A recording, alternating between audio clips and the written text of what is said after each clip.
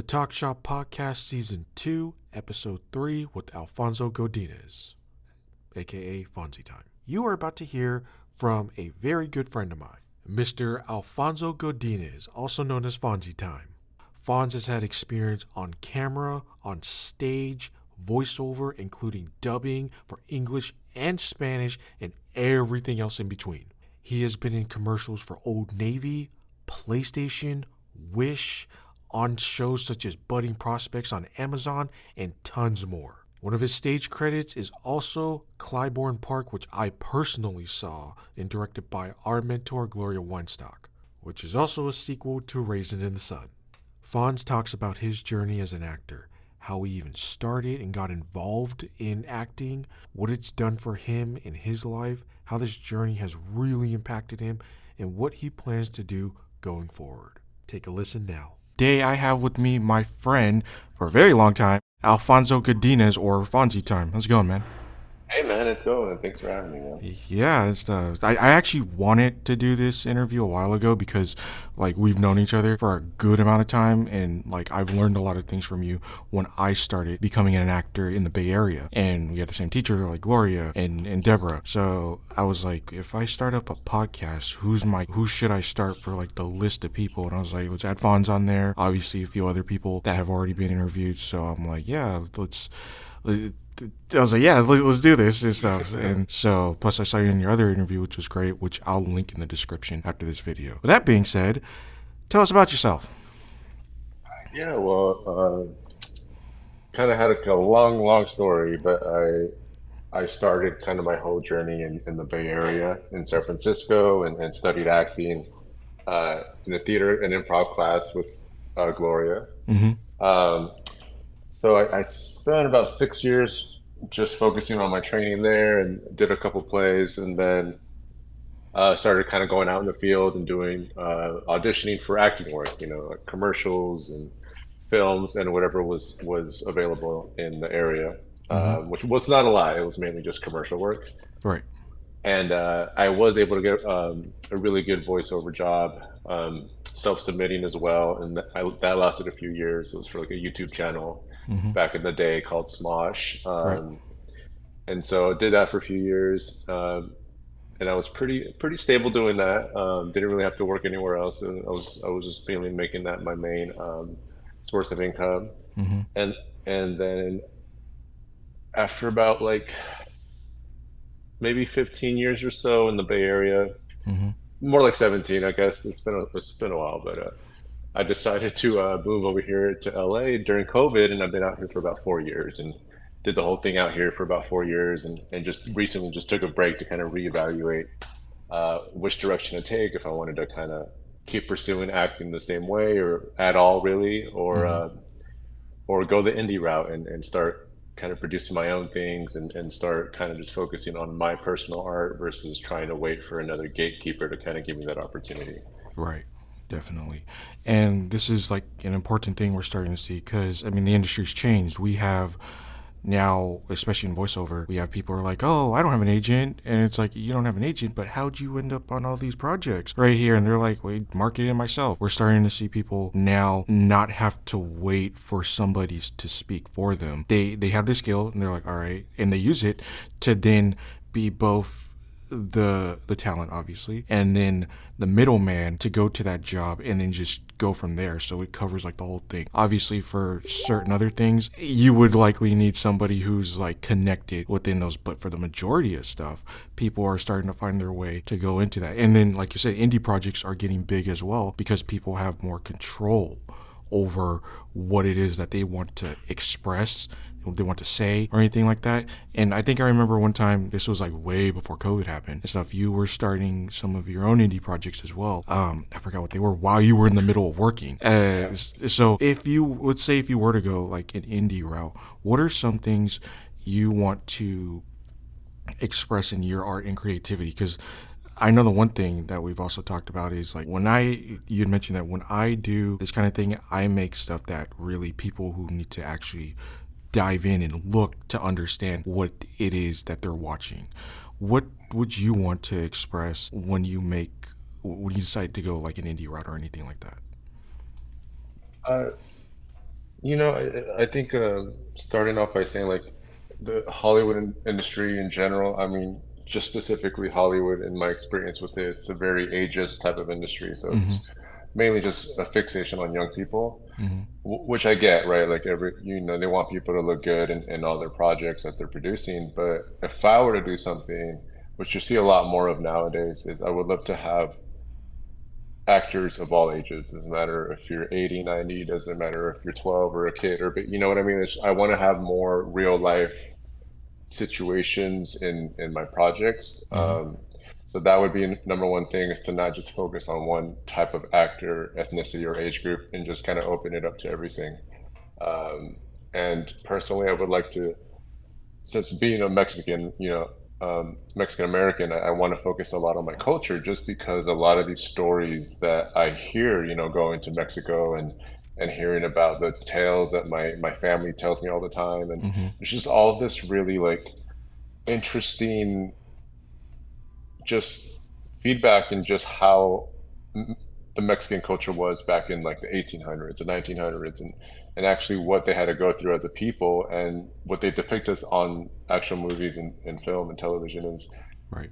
is not, it's stereotypical, and that's, I want to kind of steer away from that and kind of just tell real stories that happened to my culture and my people, and focus on that and tell those stories, because I think that's the age that we're at now, is kind of telling those true stories of history, as opposed to just whatever they keep regurgitating nowadays, which is Mm-hmm. sequels after sequels after sequels of just stuff that's already been made. Mm-hmm. So yeah, that's more in line of what I'm focused on doing if I were to go the indie route. Still kind of deciding what I'm doing with my life though. Yeah, no, that's all good and things. And it's interesting you bring up culture because I think was a good example of like really culture is important. Okay, we're both minorities, and one thing, 'cause me being Samoan, it's like my family was like, okay, he's gonna learn about his culture, so the next time we quiz him about it, he doesn't get an F in it. Okay, Right. and it's always an interesting topic, and then to see other cultures at the same time, like Mexican cultures, and I think because one of the plays when I finally got my first lead role in a play, it was from the eyes, it was as a character who was an immigrant, immigrating, it was by Richard Montoya, and he was immigrating from Mexico to the U.S., and everything that got to be witnessed there, it was a lot. And I was like, this is amazing culture. It's like, and the fact that it was interesting because I'm still like learning how to put those things that we learned from Gloria and everyone together at the time, and even still now. And it was to see those put together, and then after that, have somebody who is Mexican come up to me and like give me say, "Hey, great job." I was like, oh, so that's what it's like to be a good actor. It's like you can actually communicate someone's story in words Yeah. that maybe they don't know how to. And then you being Mexican as well, being able to come with these kind of stories and stuff, because I've seen the community, they're great, and there's probably a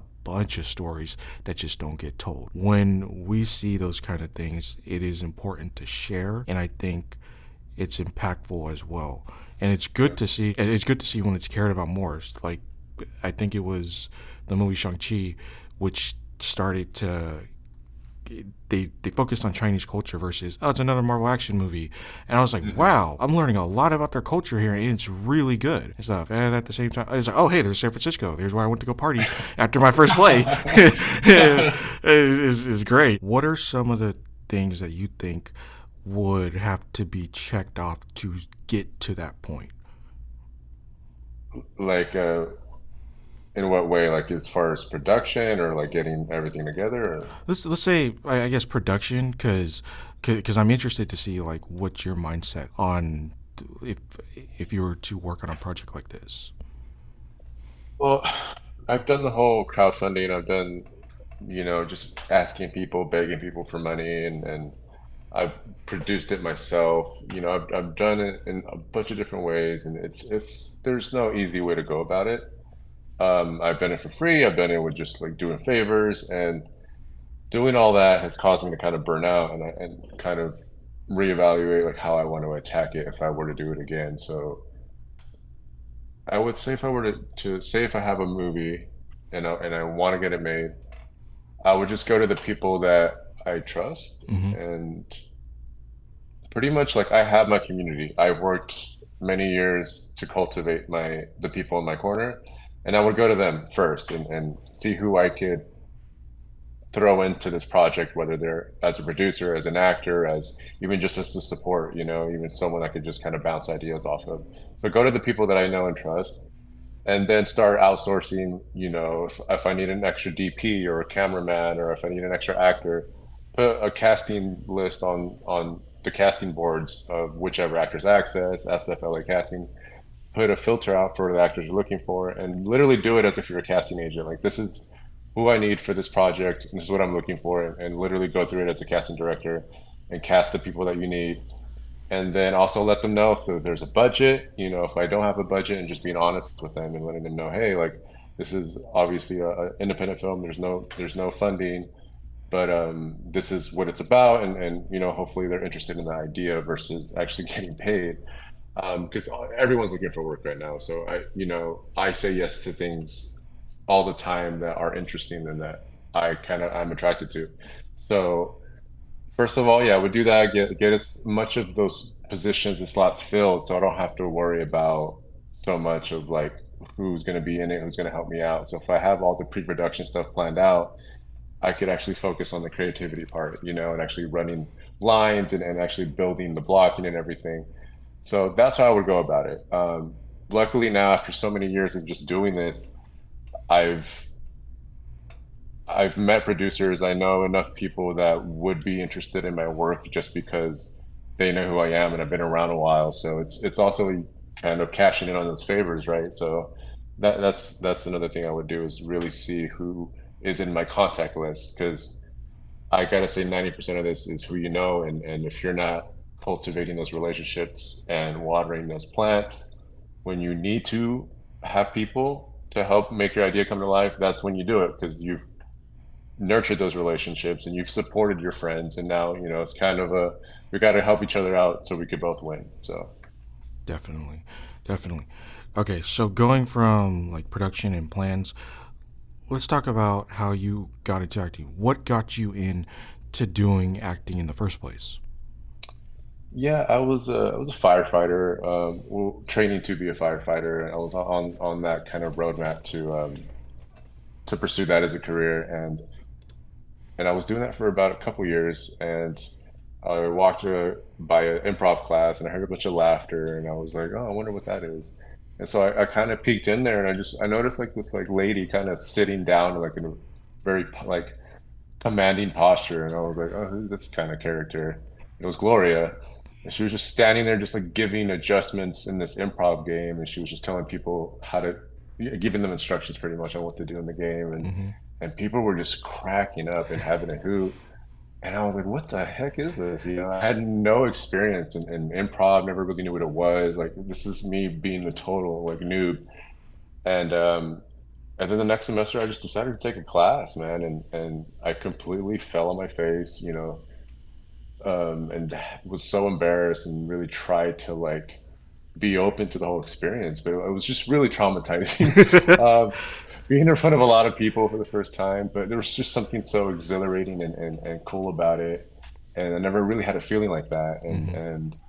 And trust me, I've done sports, I've done a lot of things that it's just kind of a similar sensation, but like acting, it's hard to describe. It's totally a synergetic type of relationship between you and the audience. And it's hard to get that like in a lot of things. So I knew right away, I was like, wow, I really want to like take this as far as I can. Mm-hmm. And I just kept taking classes from there, and it just never stopped, bro. I'm just, I went hard chasing this for a long, long time. And now I'm here in LA, and I'm still, after taking a break, I was still taking classes and still kind of doing the whole hustle, and so, yeah, that's kind of how I fell into it. And it just, I was immediately captured by acting after that. Yeah.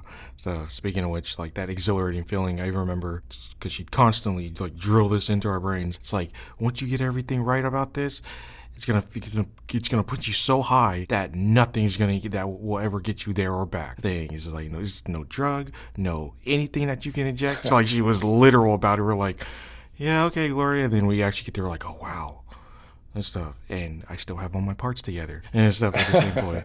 Yeah. So you started training with Gloria first, I believe. And for those who don't know, that's Gloria Weinstock, who was our mentor at the time. Because, like you said, for me, it's like I got into acting, and she was the first class I took. I was late as hell, and Oh. and I walked in, and I was like, okay, there's nobody there, and then I go walk up to her, and she's like, you're interrupting my class. I look to the right, stuff. I see you and about 19 other people. I'm like, oh, I was like, Bro, yeah. I think I actually remember that. I was like, oh god, that was my traumatized moment. And then, but from there, it's like you said, it was really exhilarating.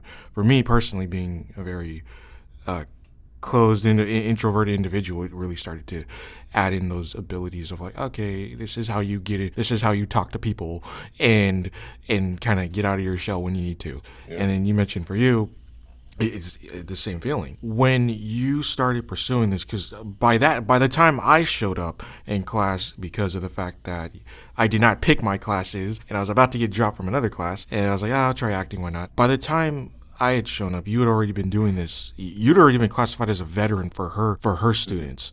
So I think you're the first scene that I saw, and I was like, and by this time it clearly looked like you knew how to look at your scripts, then put actions to them, obviously score them. Which, I mean, for those who don't know, it's like we didn't get credit for anything if we didn't know how to score properly. It was like, Yeah. it was like, you got all these props and stuff. Let me see your scoring sheet. Oh, nope, bye. And it was a lot more simpler than I thought. But what was the process of like, how did you start seeing the growth of being an actor? Because when I've seen you on stage, I was like, wow, I want to get to that level where I'm actually believable. Stuff for like people like you and the other veterans. What were some of the things that you were doing to really work on your craft? I know one thing you did. It was with one of the other veterans.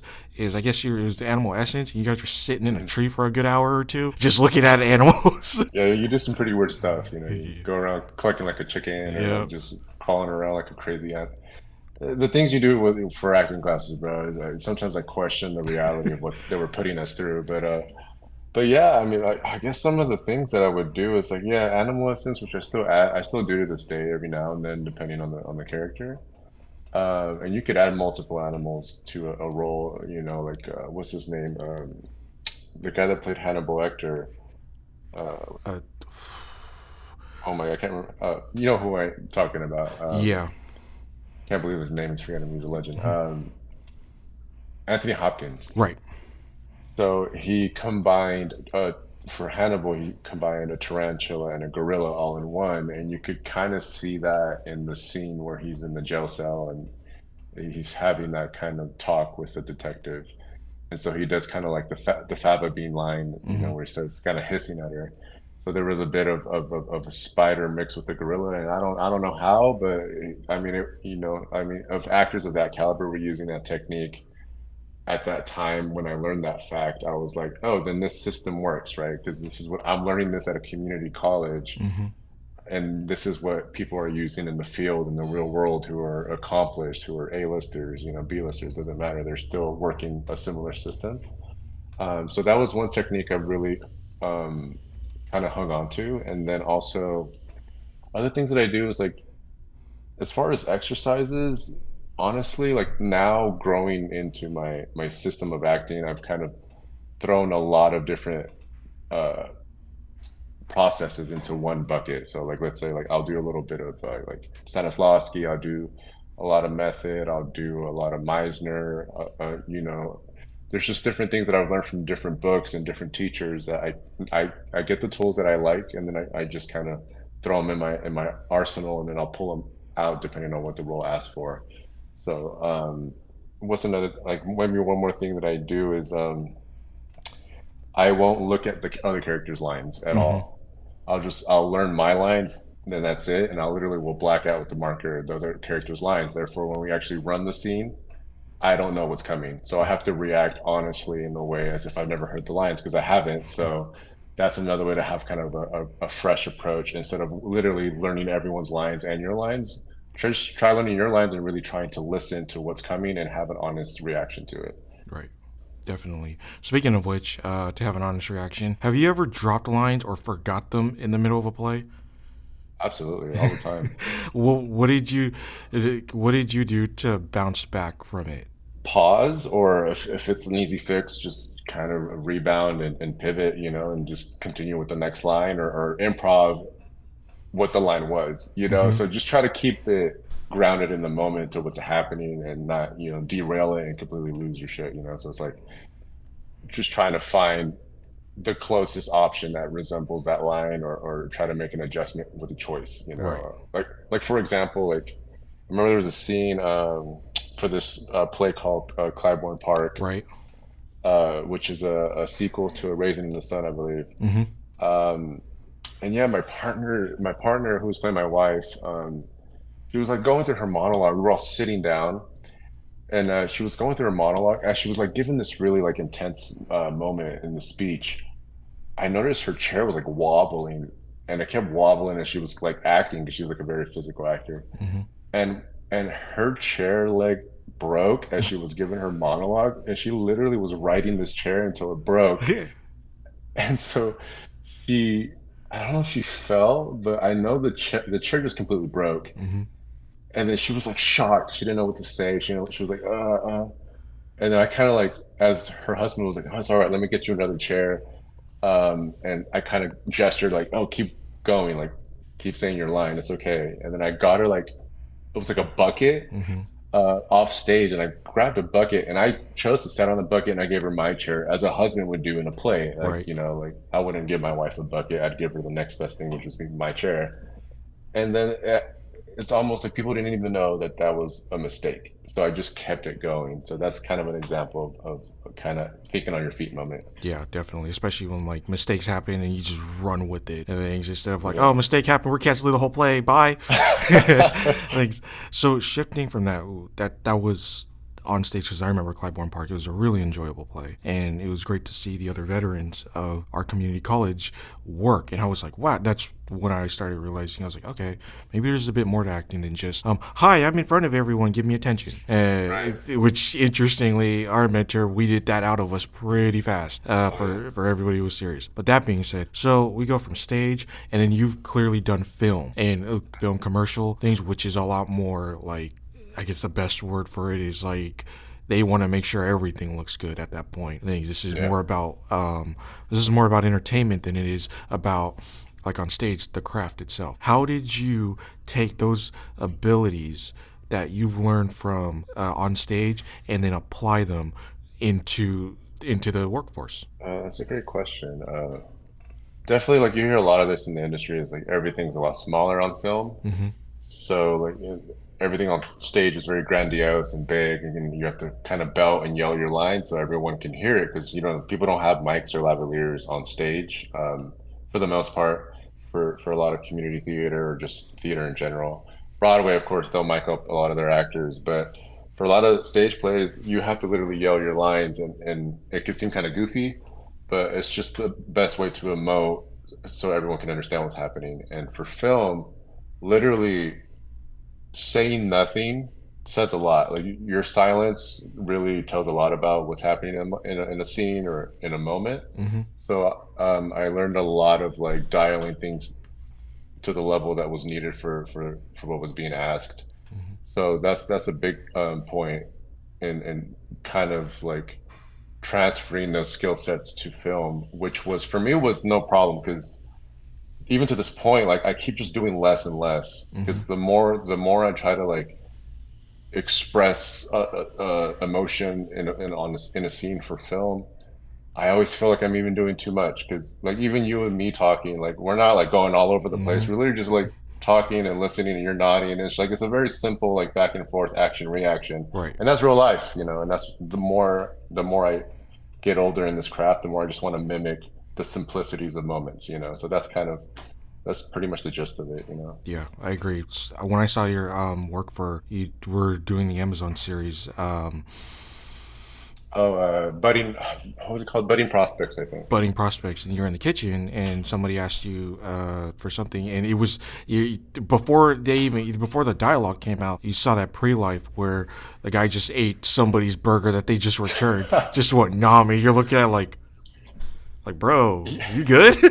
And I was like, it was perfect because on film, it communicated pretty much everything. They're like, that's weird to see somebody eat somebody's leftovers that they don't know what the hell they have at the moment. And then after that, it's like, and then your line came up, which was like you get something. Hepatitis Yeah. that way. Yeah, hepatitis that way. So like, those subtleties, like you mentioned, you're not playing it as hard as like going from just simple like okay to bro, what are you doing type of deal. Yeah, So yeah. which I personally always enjoy seeing, especially in films or hearing in voiceover.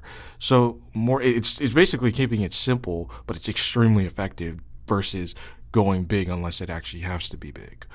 Right, right. Definitely. There's like a just a quick example of a movie. It's like a 3 hour Viking movie, literally about Vikings and the whole like stage of their kind of existence before they got colonized.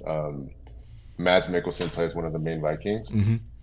He doesn't have a line of dialogue the whole 3 hours of the movie. Like literally, it's a silent film for him. Like like everyone else kind of talks and kind of moves the plot, but he doesn't say a single word. Mm-hmm. And you kind of learn a lot about how much you could tell without telling the thing with actual verbal dialogue. So that's a great movie to watch if an actor's trying to learn like how to emote without having to do the most, you know. Right. That's definitely good. I'll keep that in mind. So shifting from on film, or before we shift from on film, you've done clearly on camera stuff for actual like series. What was it like doing commercial work? Because I've seen the commercial work as well, and it's very bottom line for any commercial, for anyone who's listening, is they're trying to sell a product. The question is, how can they make it look or sound good? And you show up, whether it be, I think the one that comes to mind was when you had your wife with you in the scene, and you're finding a place to either vacation or a new home, actually. What is it like to be on commercial, on set for a commercial, and the things you have to go through as well, especially when, because I think you did the voiceover for it as well. What's that process like, and what are some of the things you're working with? Right. I think there was you're talking about his old Navy commercial. Mm-hmm. So so you're asking like what was the process like of just kind of being on set and kind of going through the yeah, so I would say for me it was a lot easier. I gotta say like between acting in a play versus film versus commercial, out of the three, commercial acting is by far the most easiest transition you can do, and it pays the most, Mm-hmm. it pays well, and it's literally hitting your mark and just getting the moments right. You know, for example, for that Old Navy, I could even remember to this day, like all I did was choose the actions for each moment. They're like, oh, you came home from a vacation, or you're going to the hotel for the first time after getting off the plane, showing that excitement, that relief of like, ah, you open the door and how do you feel? You feel like, oh, I could relax. There's the bed. It's a nice hotel. You know, everything's paid for. Just emoting those things that we go through in everyday life, it's way easier than having to like, oh, what's my line, what, you know, am I going to pick up this object and this line, this and that. Like it's not as like complex as designing or kind of trying to structure a character for a play or film. It's kind of a smoother process when it comes to commercial work. The only thing you have to really worry about is hitting your marks and the beats and just looking good, you know, having the expressions you need for the moment that it calls for. So yeah. Sounds good. Okay, so shifting from on camera work, because we cover stage, on camera, let's go into voice work. You've done voice work, especially, and I know that's one of the things you're also looking at as well, which is also a field I work in. To Yep. start, what is your how have you taken all of this and applied it to voiceover where they can't see anything, which Right. kind of like this interview, the only thing they can hear, they can just hear what it is you're doing. Okay, how have you done that? Because I believe clearly the Old Navy one you just also did voiceover for, but also you've done other voiceover work as well, which I believe was for Smosh. Correct me if I'm wrong. How did you go about that process? It's literally acting without a camera. Mm-hmm. That's, you know, that's the best way I could put it. I personally had to be physical when I do voiceover work. Like, I could sit if it's, you know, if I'm really used to like what's happening in the scene and I've worked it enough, I could sit and do it, but I really would rather be standing and be physical that way.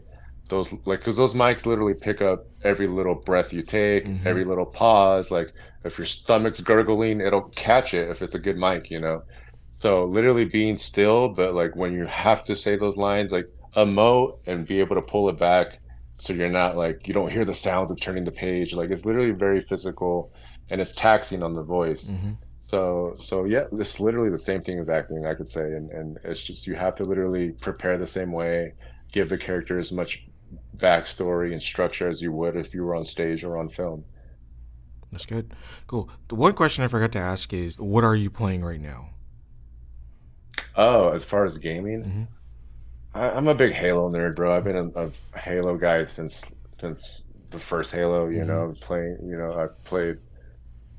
I play Infinite a lot almost every day. It's really an addiction. I need to really like either start a channel or kind of cut down because I play like hours every day after I get off work. Mm-hmm. And I play a lot of Madden as well. But Halo, I gotta say, it's like I've been kind of a hardcore loyal gamer with Halo, and there's this also a new game. Is it called Unbox? I forget what it's called, but it's literally like little action heroes, Mm-hmm. and you play as them, and you kind of shoot like you're in this like realistic, like you're in a kitchen, for example, but you're actually like a little toy action figure Mm-hmm. trying to kill each other. So that's another game I like playing recently that just came out last month. Nice, nice. So the other reason why I asked this is because since we're talking voice work, Halo especially, all right, I think that the voice work for Halo was great, especially like being a Halo fan myself and going through the campaign, which was for once open world. And those moments you see, especially between Master Chief and the characters he goes talking with, especially with the pilot. What have you seen from games and media that you played that has changed from back then to now? Because we literally just mentioned like Halo from CE straight to Infinite, which clearly there have been changes in Steve Downes being the voice of Halo, being the voice of Halo, Master Chief. What are some of the differences that have happened for both the acting that you've noticed from CE up until now? I mean, I guess it's like definitely improved as far as just like everything's just such a visual art form now. So it's like I feel when I play Halo now, the voices are kind of lifted with the cut scenes and what's actually happening in the video game. Mm-hmm. So it's like you're watching a movie essentially. So I'm the voiceover work is so solid that sometimes it just feels like you're not even playing a game. Mm-hmm. And now it's even just even crazier because now they don't even hire voice actors for a lot of like the NPCs. Mm-hmm. A lot of the extra characters, they'll use like Unreal Engine 6 to have a AI system that will respond naturally to whatever you're saying. Like say like you're on your mic and you're saying something to like a character that's cooking a meal or something. You can say whatever you want to that character, and the NPC will respond in a very realistic, natural way, and it's all AI. Yeah. So that's just pretty much kind of a crazy direction that I never saw kind of this whole industry heading into, and that's pretty wild to see. Yeah, So I definitely agree. So, more on the topic of voiceover is you as an actor, since you have the experience, like I've seen it myself. Okay, you know how to act when it comes to literally three mediums that we just covered in the industry. For voice work, where do you, with the knowledge that you know of in the training you've done, your acting, your abilities in general, can fit within this world? uh, my acting abilities.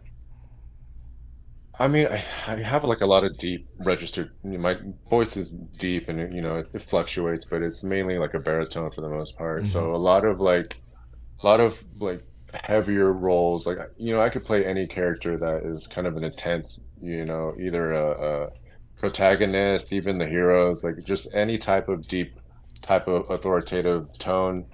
I I'm really good at, and I try to stay in my lane as far as like what fits my type and my essence. So, figuring that out first, like what am I, what type of roles would I be casted for if someone were kind of hearing my voice, Mm-hmm. as a casting director. So kind of focusing on the things that I actually am naturally good at first, I would kind of gear all my attention towards that so I could actually get work in what I'm actually natural at, as opposed to like really forcing me to be like Elmo or Mm-hmm. lighter like Super Mario, which I could also do, but like it's a little more straining. Right. But definitely like kind of focusing my skills on what I'm like better at. So yeah. Yeah, and I think that's important because a lot of actors, especially people who are new in the voiceover community, with it being as it is now, with people like, I want to sign up, I want to sign up, I want to sign up. A lot of them, the first thing they want to go to is anime and the protagonist, and then you hear their voice, and it's like, okay, what do you want to do? I want to be the main character of some shonen protagonist. It's like, bro, I don't think your voice fits that. Versus, like, I would like to be the main character in a military shooting game, which has like full full combat, full decked out combat people, which, like you said, that voice would really fit. And then so from there, and speaking of anime, I think you've done dubbing a few times before, correct? Yeah, I've done a lot of Spanish dubbing for a lot of mainly Smosh, and I've done like audiobooks as well Mm-hmm. for d translations and dubbing for that as well. And yeah, pretty much mainly translating work and dubbing for Spanish. So you know how to dub in Spanish. Yeah, I mean, basically most of my dubbing has been in Spanish, and like I think that's all I've done, to be honest. It's been a while since I've thought about it, Mm-hmm. but it's mainly just Spanish voiceover work that I've done. That's pretty cool. And then for those who are listening, it's like if you know a different language in any field of work, you're likely to be put at the top of the list because you can speak a Oh yeah. fluent language, both English and whichever other language it is, in this case, Spanish. That's cool. And speaking of Spanish and dubbing in Spanish, what is it like? How's it different from, obviously, verbally it's different, but what are some of the other differences you've noticed when you're doing like voiceover in Spanish versus voiceover in English? It's definitely it's different just because you have to sync a different language to the movement of the character's mouth.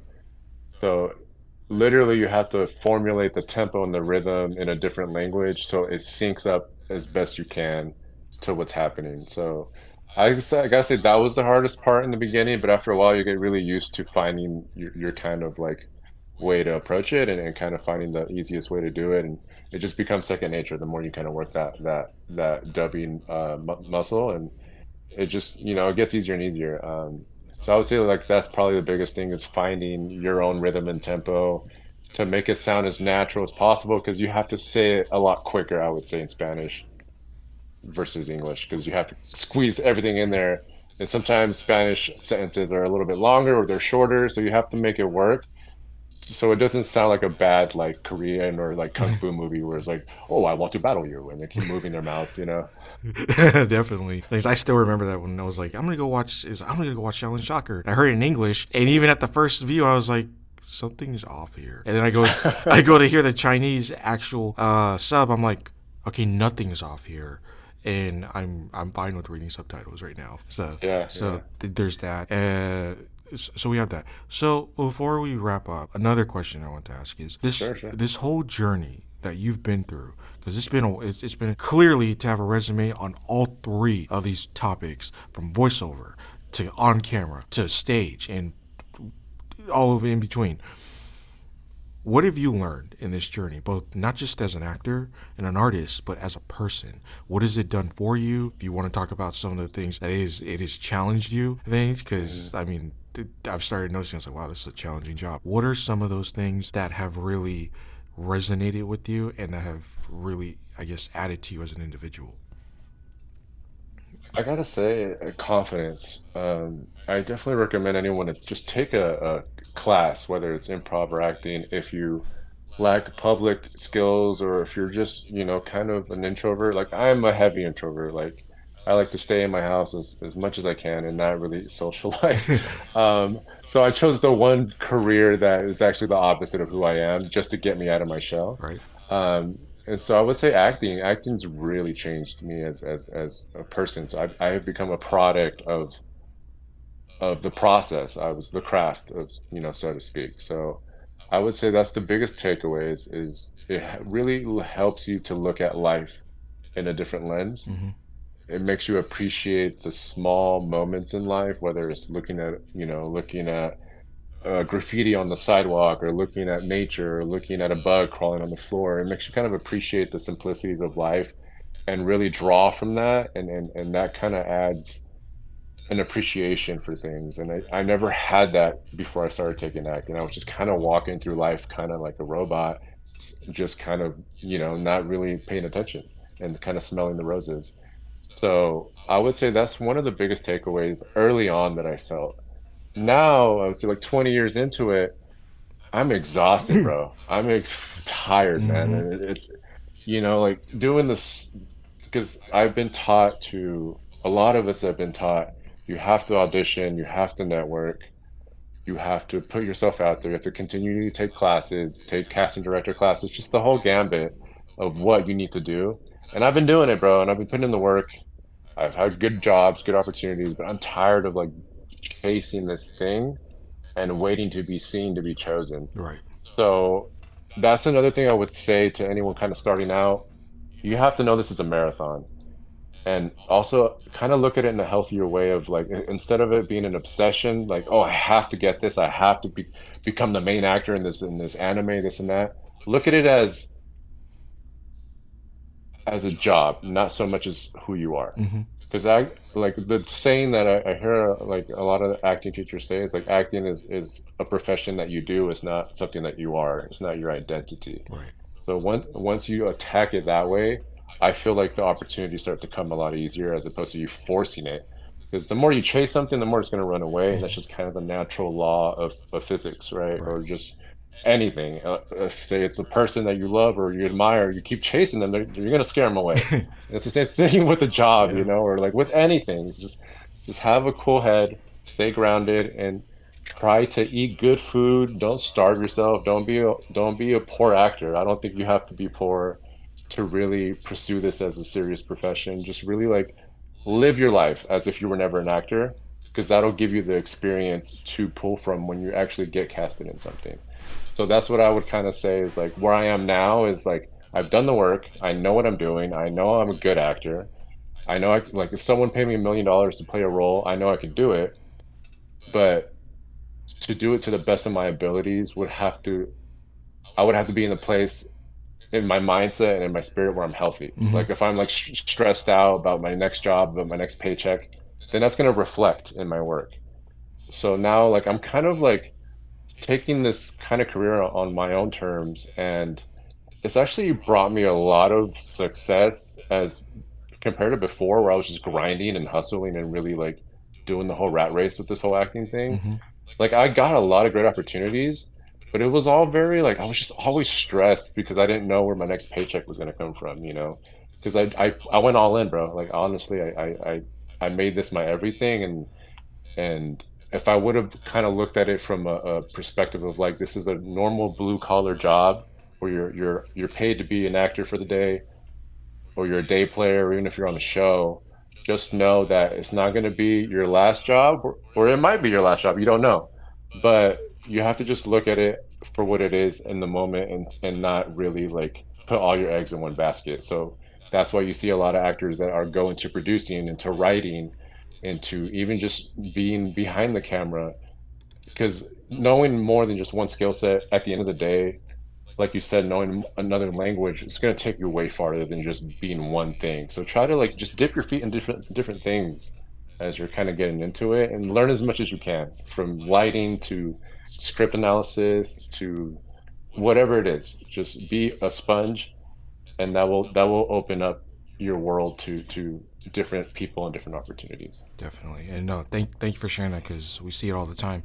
Like people, they're given an arm and a leg literally Yeah, to get their next opportunity of like, oh hey, I'm an extra on this, and it's like, do you really need to get the arm and the leg, or can you keep the arm and the leg and have more fun with this versus like looking at this as life or death? right. Mm-hmm. Right. If you're hesitant about like getting into a relationship or moving to a new place, or just like even getting a normal job Mm-hmm. to support you in your chase for this dream or passion, do it. Like if you need to be a cashier in and out to pay the bills while you're auditioning or while you're trying to pursue this on the side, do it, because you're not going to find sustainability just pursuing this alone.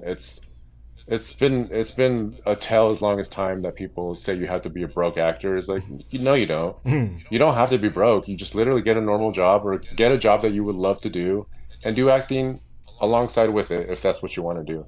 And then you'll be more at peace with not having to worry about paying your bills, and it'll open up your mind to actual creativity when you actually need to be performing. So I wanted to throw that out there Yeah. for anyone that needed that. No, definitely, and I agree. And this will definitely be highlighted as well because it's important. And I'm seeing other people. It's like I'm chasing it, but I'm not getting there. I've been through it as well. And then some of us start realizing, like you, that so you know what, I did this because I enjoyed it and because it was fun.